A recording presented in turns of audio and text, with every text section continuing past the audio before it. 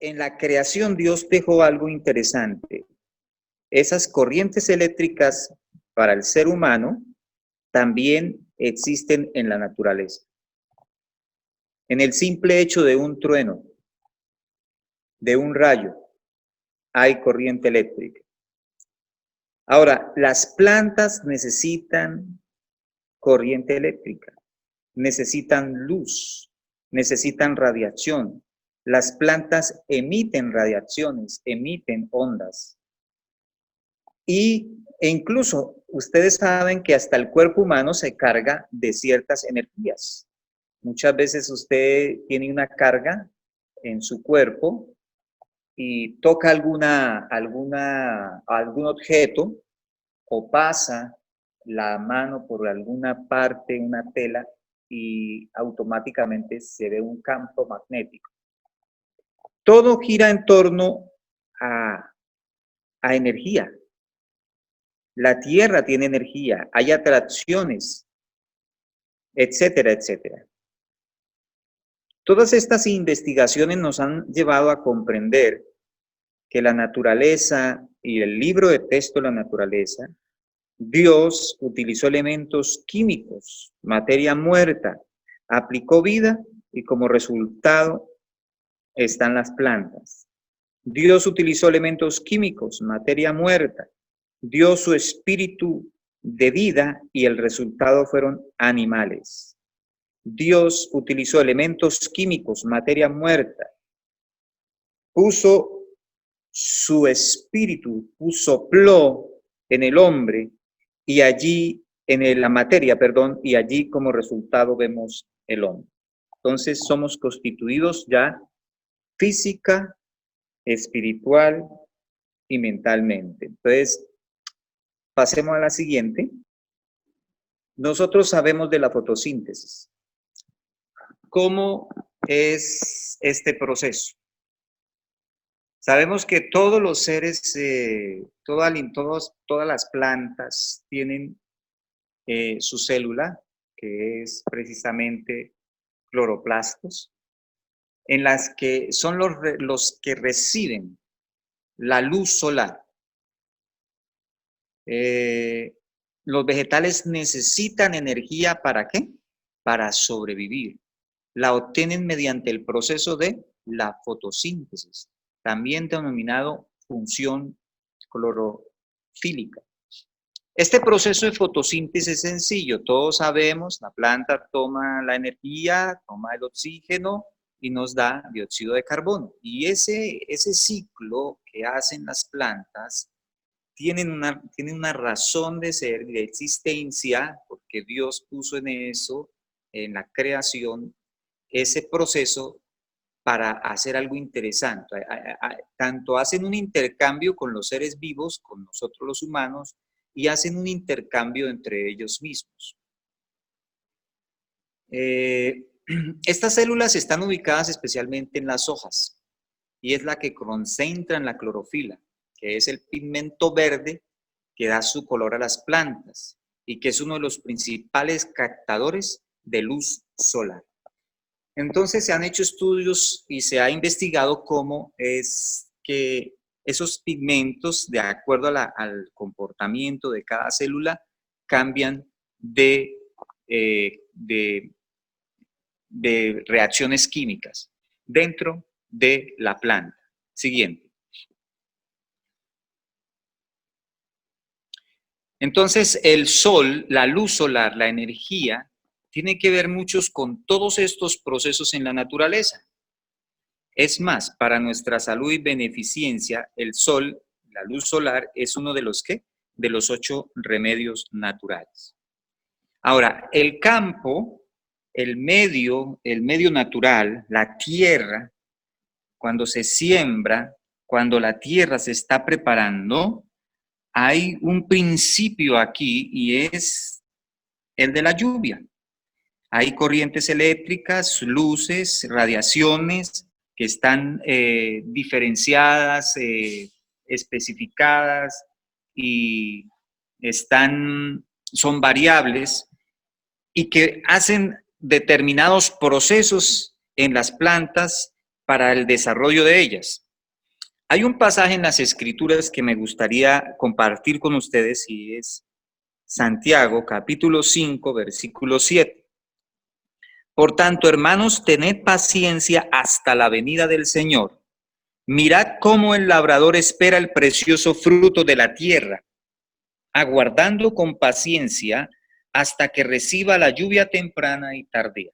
Qué interesante que el Señor dice que esperemos su venida y hace una comparación con el labrador de la tierra, que espera que el fruto y que aguarda con paciencia tanto la lluvia temprana como la lluvia tardía.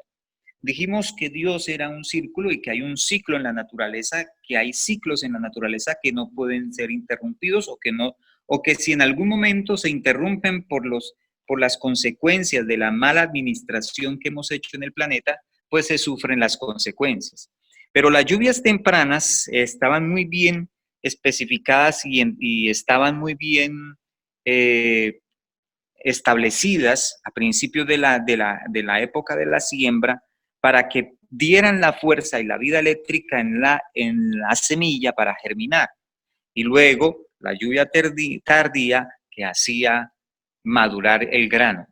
Entonces, todos estos procesos tienen una explicación en la creación de Dios. El universo entero está dotado de leyes y las leyes que Dios estableció en la naturaleza son exactamente las leyes más precisas para el funcionamiento de los seres. Avancemos.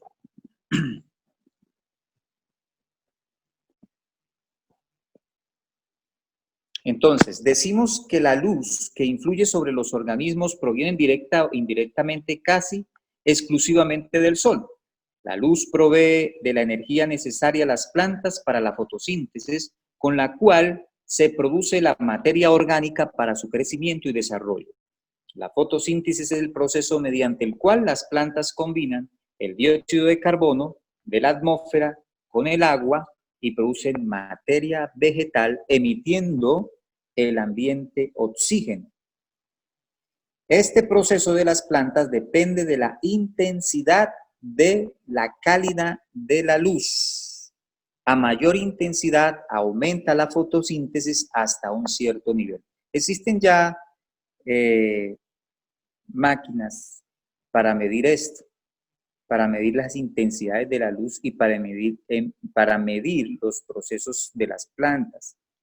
Ahora, nosotros, por ejemplo, los apicultores medimos la luz planta con la producción de polen.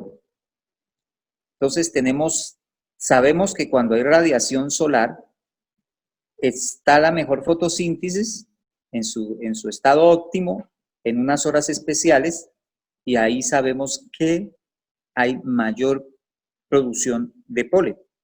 Entonces hacemos unas mediciones en las abejitas cuando entran, de cada 10 abejas que entran a la colmena, si 7 abejitas entran con polen, sabemos que eso tiene una relación entre luz y pecoreo de las abejas. Entonces, allí podemos encontrar, podemos valorar y ver que hay suficiente luminosidad y que hay producción de polen. Si nosotros pensáramos cómo fuera el jardín del Edén, apreciados amigos y hermanos, era el lugar más propicio para todos los procesos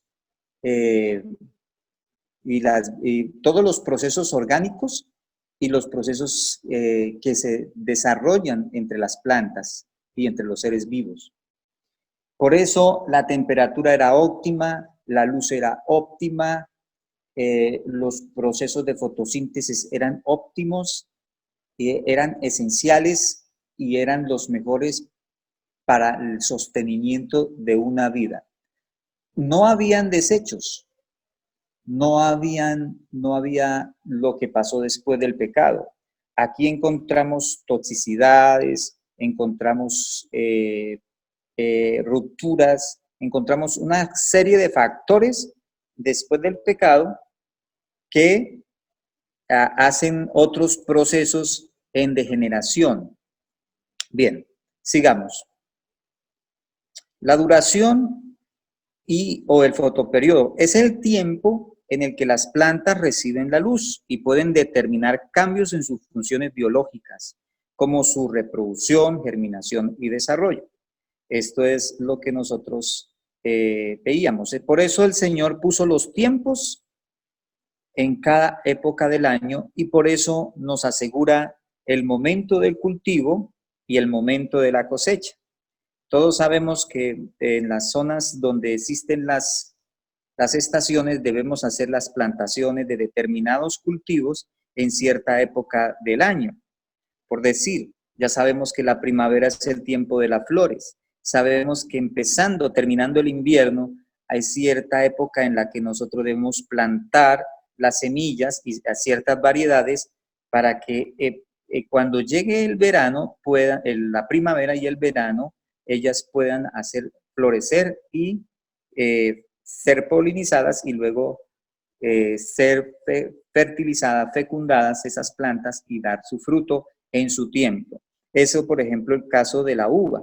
El caso de la uva es una planta que requiere en ese momento de los tiempos de las estaciones, incluso su poda. Hay una poda especial antes del invierno para hacerle a la planta para que cuando empiece la época de la primavera ella pueda empezar a hacer sus nuevos brotes y dar sus nuevos, su floración y empezar a hacer todo su proceso. Bien, sigamos. El desarrollo de las plantas puede ser activado o no dependiendo del número de horas de luz recibidas. Por ejemplo, algunos árboles necesitan un número determinado de horas de luz al día para crecer y poder reproducirse generando flores.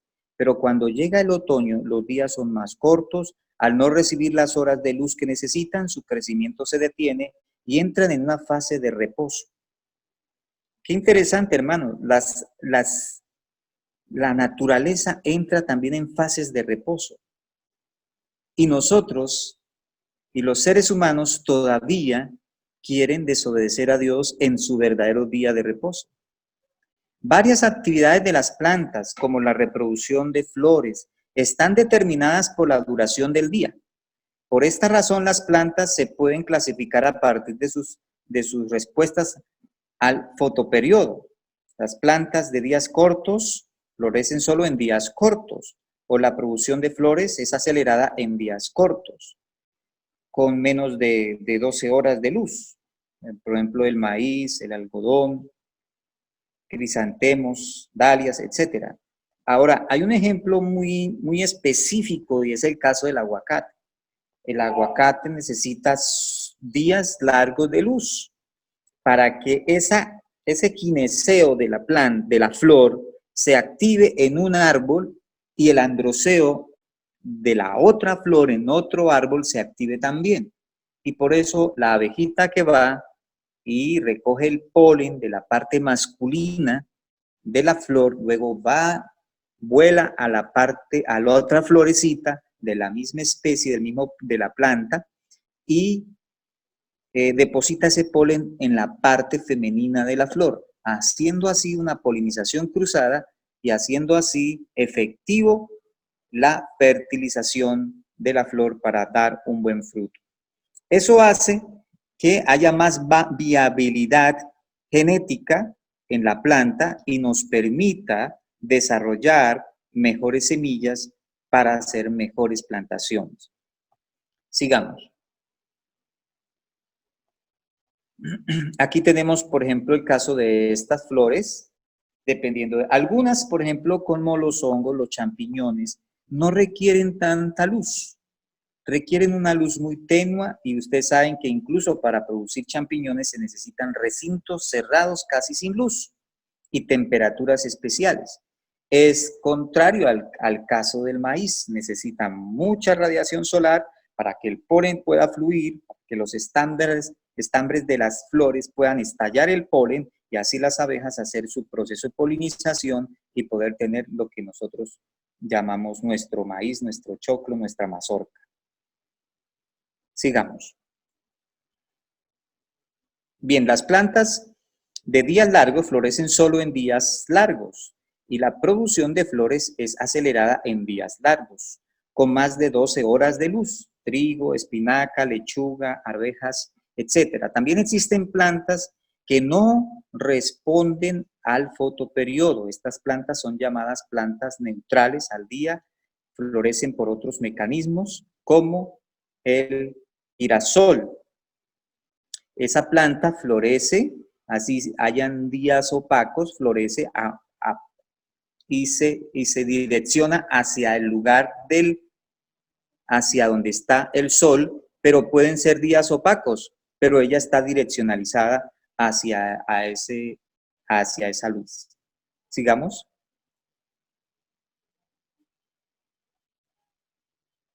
Es importante medir la intensidad de luz en invernadero o en el lugar donde ubiquemos nuestro cultivo, ya que de esta dependerá un mejor desarrollo del mismo. No todas las plantas responden igual a la intensidad de luz.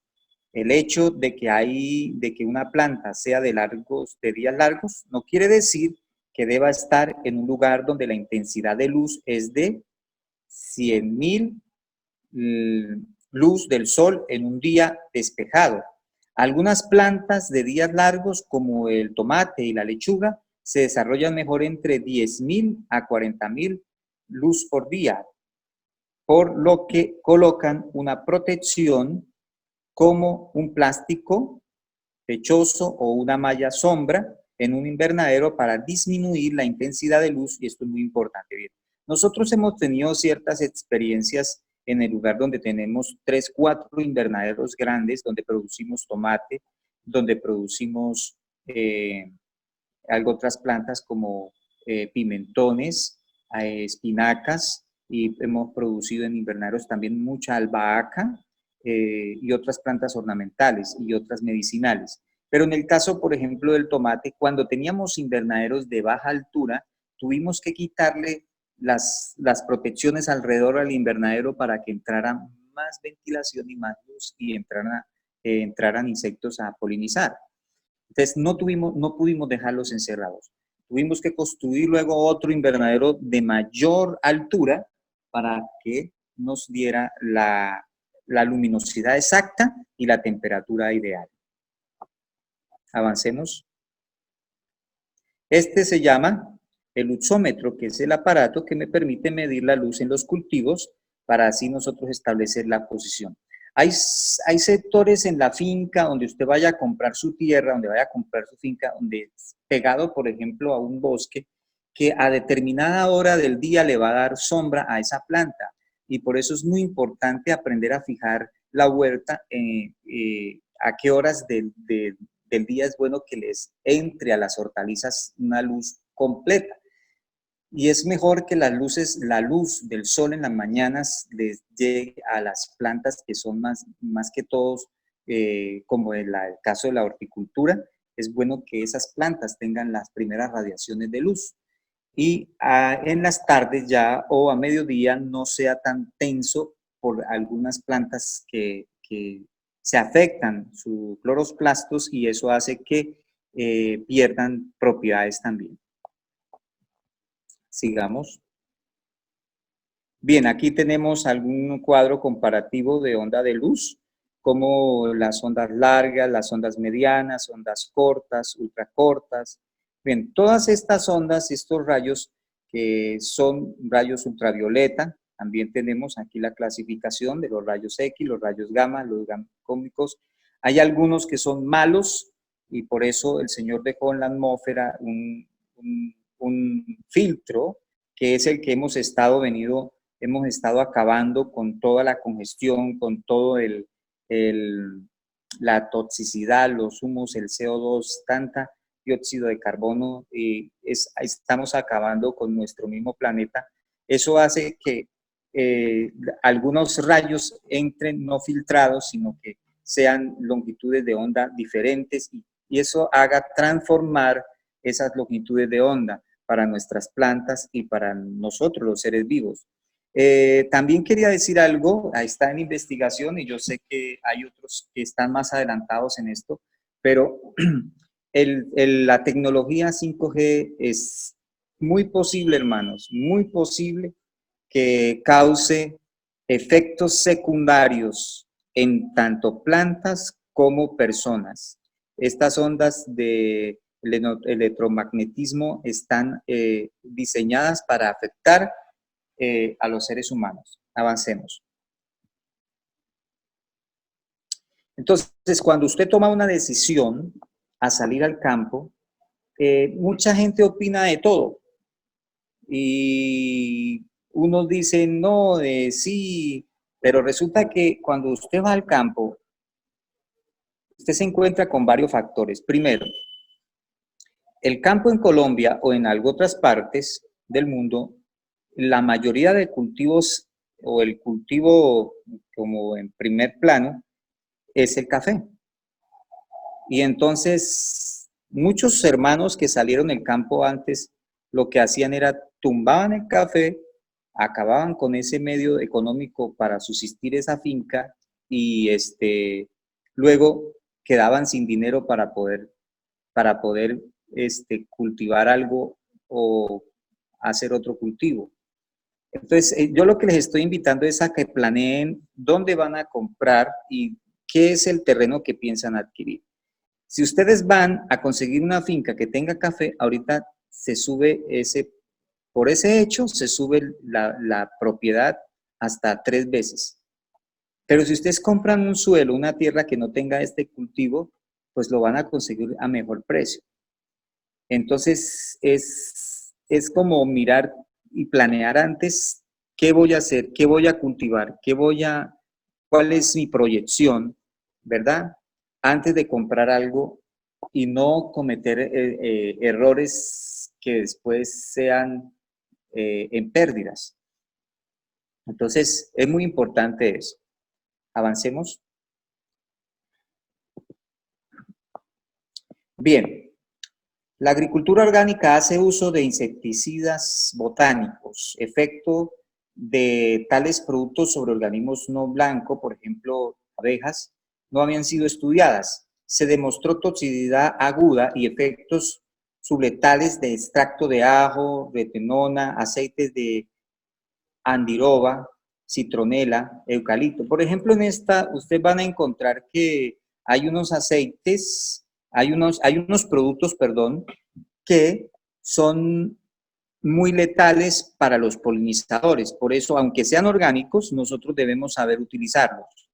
O no debemos ubicar nuestras abejas cerca de esos cultivos, o muy cerca de los cultivos donde apliquemos, o cuando apliquemos, por ejemplo, por decir, el eucalipto, ustedes van a ver aquí en la gráfica que es bastante letal. Es bastante letal. O la andiroba, que es una planta que se usa también para ser insecticida y fungicida orgánico, es bastante letal para los insectos polinizadores. Entonces, cuando apliquemos esos compuestos, tenemos que tener mucho cuidado en este caso. Bien, pasémoslo. Entonces, es muy importante tener en cuenta todo el flujo de procesos que usted va a hacer en su finquita, ¿cierto?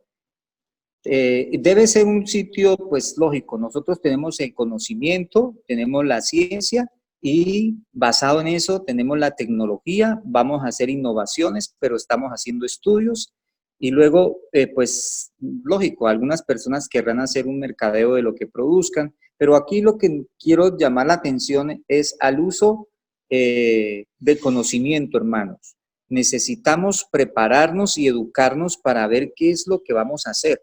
Usted no puede llegar a la finca porque le dio la emoción de salir al campo y no hacer una preparación congruente, tecnológica, de qué es y cómo va a sembrar, cómo va a plantar su huerta. Es muy importante hacer la planeación. ¿Sí? Sigamos. Toda aplicación tecnológica que utilice, eso es la agricultura orgánica, utiliza sistemas biológicos y organismos vivos o sus derivados para la creación o modificación de productos o procesos para usos específicos. En las clases pasadas les recomendé que ustedes en sus casas podían hacer su compost, utilizando todas esas desechos de la cocina, ¿cierto? Poniéndolos en una canequita picados, mezclándolos con más tierra y dejándolos tapados para que hagan ese proceso de desintegración y de que se adelanten los procesos anaeróbicos y aeróbicos ahí para que se fermente y puedan crear el compost. Eso es muy importante cuando se trata de ya usted alimentar sus plantas y de hacer un proceso de cultivo para que se mejore y para que se nutran las plantas y ustedes puedan tener buenos resultados. Siguiente.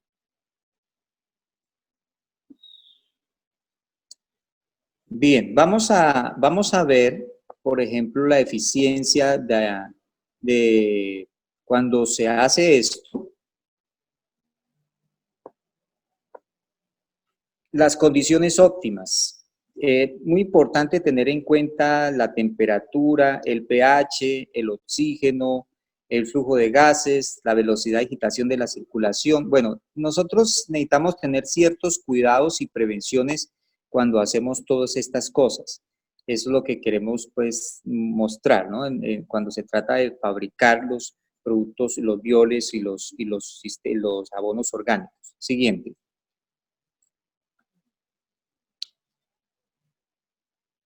Dice acá, componentes o productos biológicos que pueden ser empleados con distintos propósitos en las actividades agrícolas.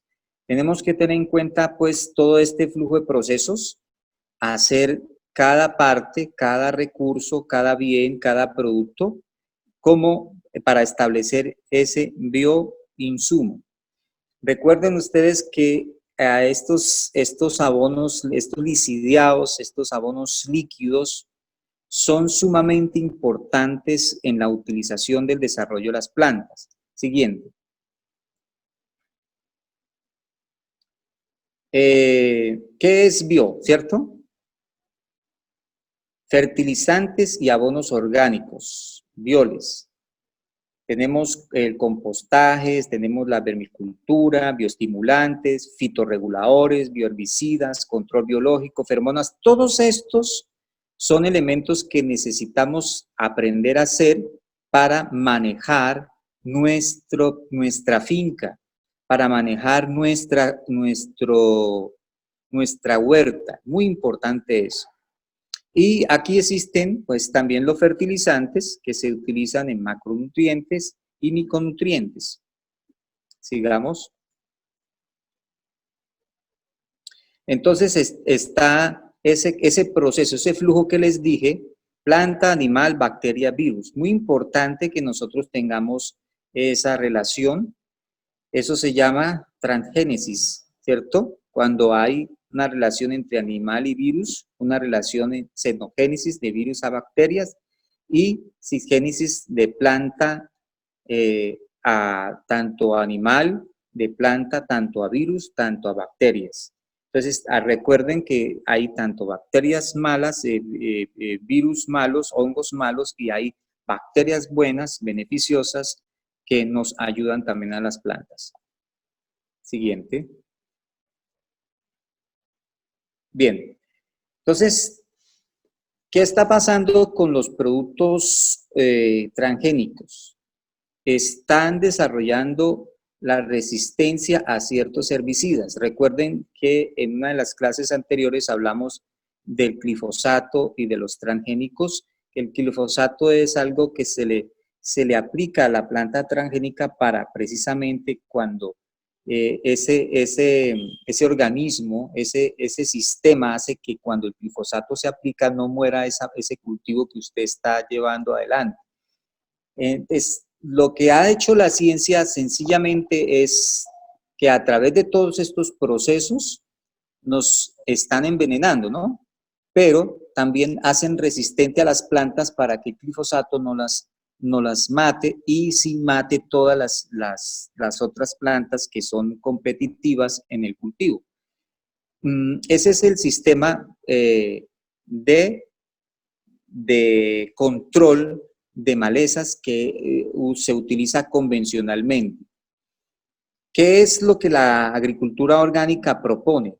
Proponemos cultivos manejados con buena nutrición de plantas, insecticidas y fungicidas orgánicos que ayuden a activar el sistema inmune de la planta para que se defienda de las plagas y de las enfermedades. Siguiente. Vamos a hacer un insecticida casero, los que quieran tomar acá la fórmula. Recuerden que ustedes pueden hacer un caldo y purín de ortigas, ¿cómo es? Agarran la ortiga, ¿cierto? Y la colocan en se puede hervir con agua o se puede macerar al frío mejor también en un recipiente con agua. Entonces ese es el purín de ortiga que usted fermenta durante 15 días en un saco, en una tela, puede ser de toldillo, donde usted maceró la ortiga, la metió dentro de un recipiente de agua y a los 15 días puede usar ese purín para ser un activador. Como insecticida funciona. Purín de cola de caballo también se puede con jabón potásico, ajo, extracto de ajo, alcohol de ajo, extracto de ajo, cebolla y jabón potásico, solución de tabaco, ruda en maceración y solución de alcohol y jabón potásico. Esos son uno de los tantos, pero por lo menos los más importantes insecticidas caseros que ustedes pueden hacer. Siguiente. Por ejemplo, este se llama Rocotex. Ustedes, las semillas de rocoto, ustedes pueden buscar en internet, esa la pueden hacer, esas semillas son como una especie de ají rocoto, o una especie de pimiento que se llama rocoto. Y se mezcla con la ceniza y se mezcla con el maguey o las semillas o la hoja del fique. Esa hoja de maguey, esa hoja de fique, usted la macera, la machuca, la golpea y luego la sumerge en agua para que saque toda esa savia de esa planta, la mezcla con ese ají y con ceniza y es un excelente insecticida. Hasta es un controlador bacteriano porque el maguey hace ese efecto en la agricultura orgánica, es un controlador bacteriano hasta para bacterias maliciosas y hongos. Siguiente. Bien, aquí es muy importante entender algo. Los insecticidas, sustancias que nos hacen una acción biocida, ¿sí? Que está dentro del asunto que eliminan los insectos considerados indeseables o dañinos y que protege las plantas. Entonces, es un principio activo, no químico, que, pues, lógico, se puede determinar sus efectos.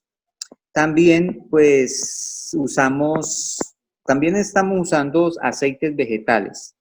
Y hay una serie de productos que también ahorita la industria orgánica está sacando, pero sería muy bueno ya a nivel personal con los hermanos interesados o personas interesadas, darles algunas indicaciones de productos orgánicos de ciertos laboratorios que pues, pueden ser confiables y que usted puede manejarlos, esos insecticidas naturales.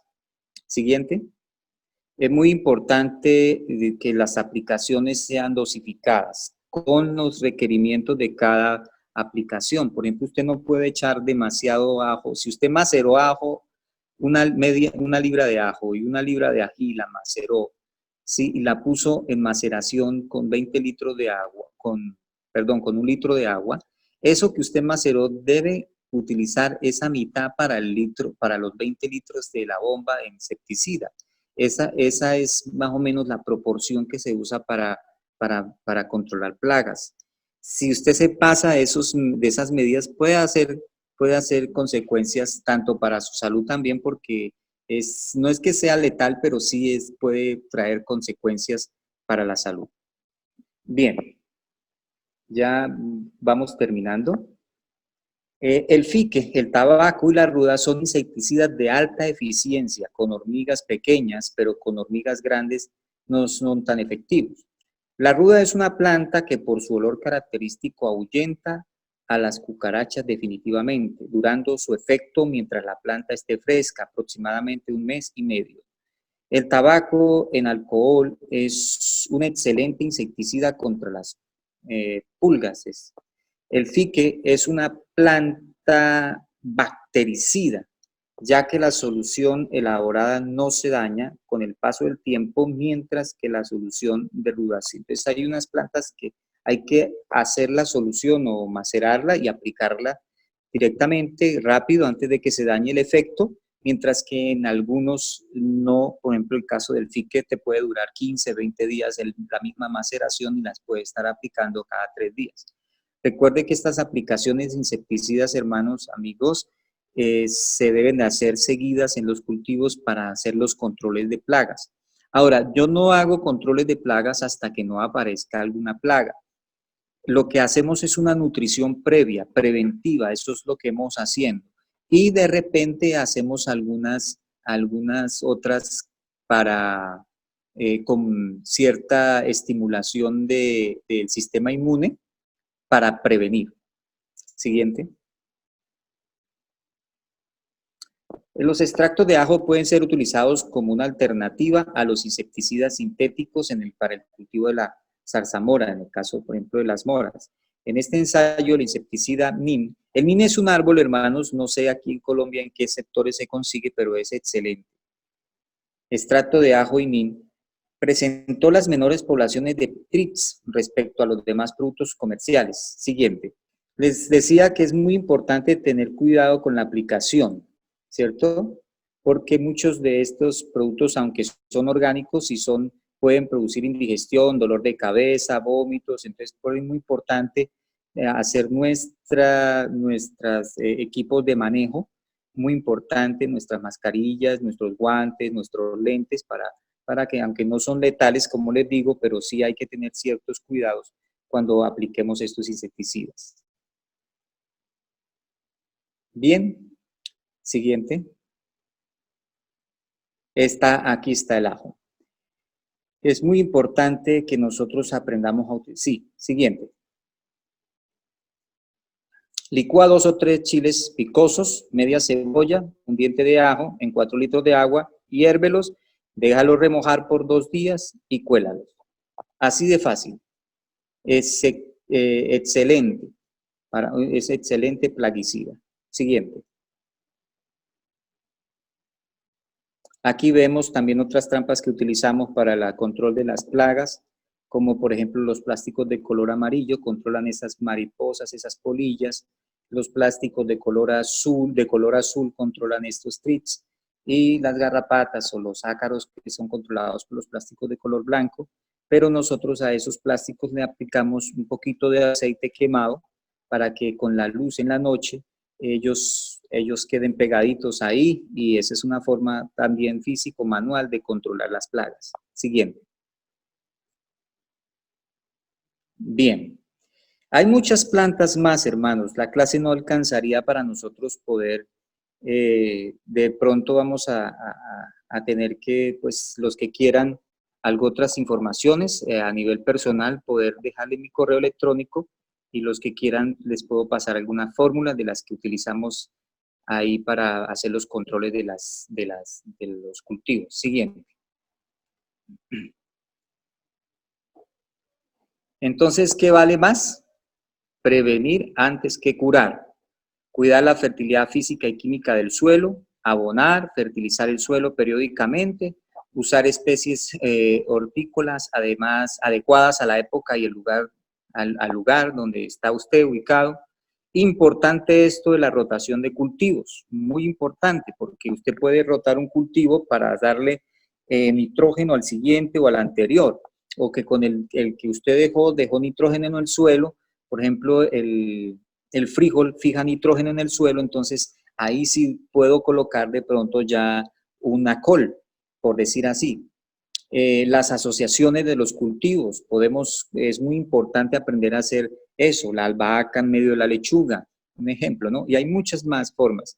Tutorar, realar, desbrotar, podar adecuadamente, son tareas fundamentales en la huerta. Regar en cantidad suficiente y en el momento correcto.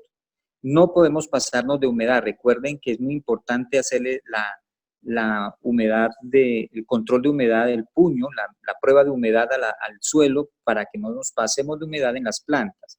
Incorporar plantas aromáticas en borduras y cercos. Flores como tagentes o chinitas, o sea, son flores, hay jardines que son repelentes también. Dejar florecer plantas para atraer insectos benéficos.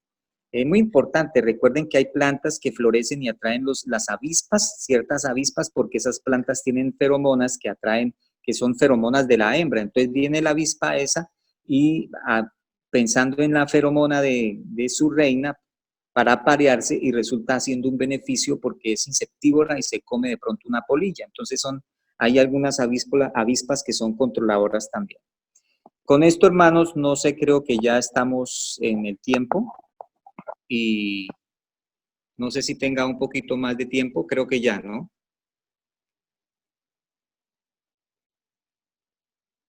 Ok, sí, podemos dejar ahí, ya son las 11, hermano Nicolás y familia. Entonces, no sé si haya otra oportunidad, pero pienso que si hay algunas cosas más que quieran que podamos compartir con los hermanos, podría ser a través del correo, pero quería dejarles en su mente esto: más vale prevenir que curar. ¿Y en qué sentido también? En el sentido espiritual. ¿Por qué en el sentido espiritual, hermanos? Todo esto que el hermano César nos está enseñando a través de este medio es eso. Más vale prevenir antes que curar. Y es prevenir de todo lo que la palabra de Dios nos ha dicho que prevengamos. Que, o sea, que seamos eh, eh, sabios, entendidos, como dice Daniel 12, y, hagamos lo que debemos hacer antes de que sea demasiado tarde. Recordemos que nos han enseñado y lo que nos han dicho acerca de las neuronas. Recordemos que es tiempo de que cada uno de nosotros hagamos decisiones serias, correctas y decisiones en pro de nuestra salvación.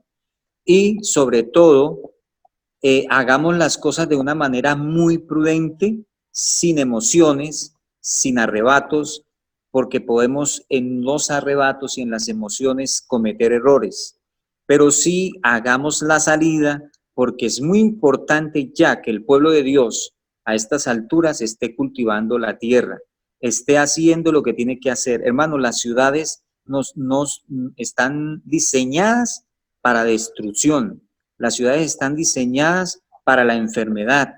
Es al paso que van las cosas y como estamos ya un cristiano viviendo en la ciudad, es un peligro, es un riesgo. Y yo diría casi más que eso es la muerte. Entonces, tengamos al Señor como primero y pidámosle a Dios que nos ayude y que nos enseñe y que podamos nosotros hacer lo que tenemos que hacer en esta época de crisis y tan solemne en que estamos viviendo. Que el Señor les bendiga, que el Señor les guarde, que tengan un feliz sábado para todos. Es mi mayor deseo para todos ustedes. Dios les bendiga.